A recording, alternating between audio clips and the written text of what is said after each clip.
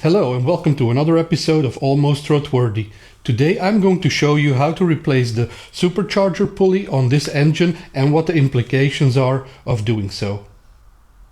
Now, to do this job correctly, we need, of course, a new pulley. I have one here from KAVS. This is a 16% reduced pulley. You also have the 17% reduced ones, you have the 15 ones, you even have the 19 ones. But I opted for the 16 one because it sits perfectly in the middle between 15 and 17%, which will, in my opinion, for a daily driver, it will not give as much heat soak as a 17 or a 19, and the extra boost that it creates will be sufficient for my daily needs. Now, do your research in which one you will need yourself and then just make the decision on how you're going to use the car.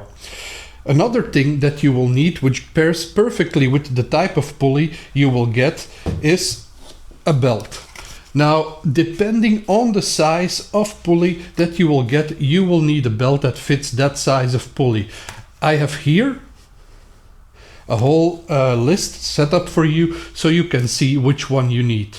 In my case, this is the 6PK 1360, which normally would work for a 16% pulley and a 17% pulley. But check this list here and then you can make out yourself.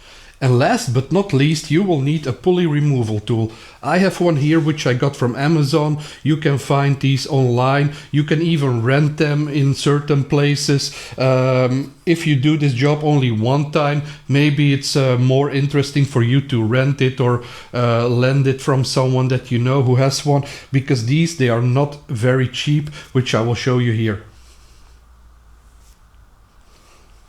So what I have here on the screen is something called the efficiency zone of your supercharger. This is very important that you know that when you change your pulley to a reduced one, that the RPMs will be different than from factory.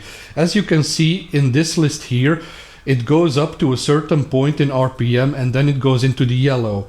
Once your RPM of the supercharger goes in the yellow, will mean that it's out of its efficiency zone to operate, and you will create more heat soak, more chances of overheating, and your supercharger lifespan will be degraded over time.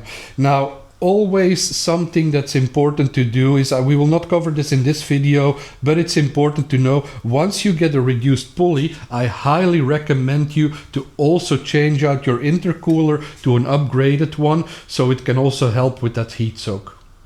Here you see the standard supercharger pulley, which we will be replacing today. The first thing we need to do is remove this plastic cap on the end of the axle.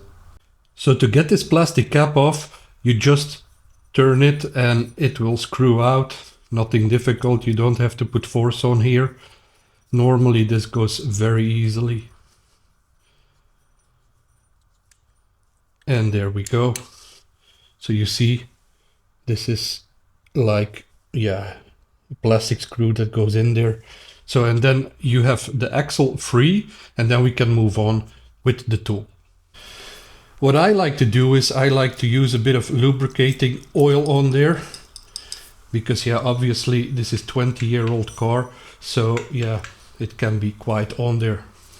Then what you want to do is you want to take your tool, you can slide it in like this, line it up perfectly, turn it around so it sits well in there, and now we're gonna hand tight this on the axle like this. Okay, and now we're gonna use a ratchet to remove this pulley. So what I have here is my ratchet with a 19 to pull the pulley off the shaft. I also have this thing here so we can hold it so it doesn't spin around.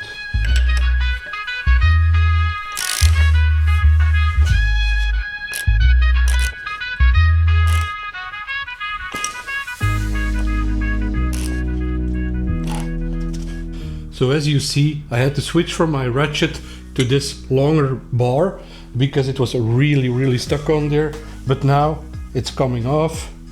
So depending on how easy it goes, you might have to use a bit more leverage to take this off. The new pulley is out of two parts, as you can see, and we just gotta loosen those 4 hex bolts on the top.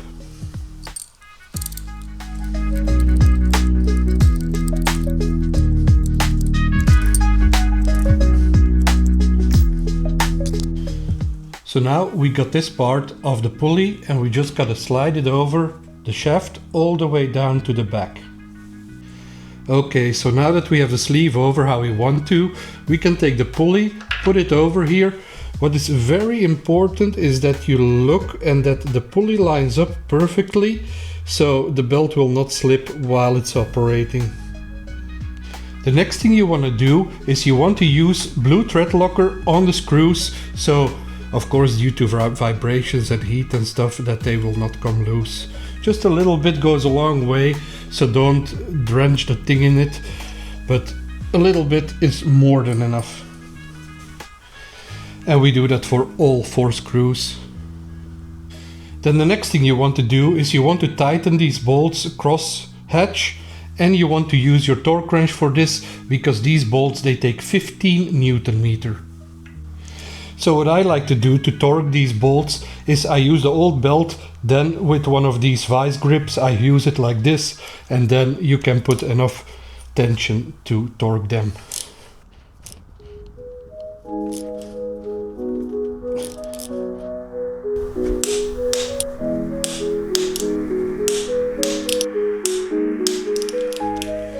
And there we go, that's tightened up and that's not going anywhere. Alright, so that's the new pulley on there. Now obviously to finish the job we would still need to put the belt on. In my case that's not possible since, as you can see, I am missing the airco pump which routes like this, but I will show the routing on the screen right now.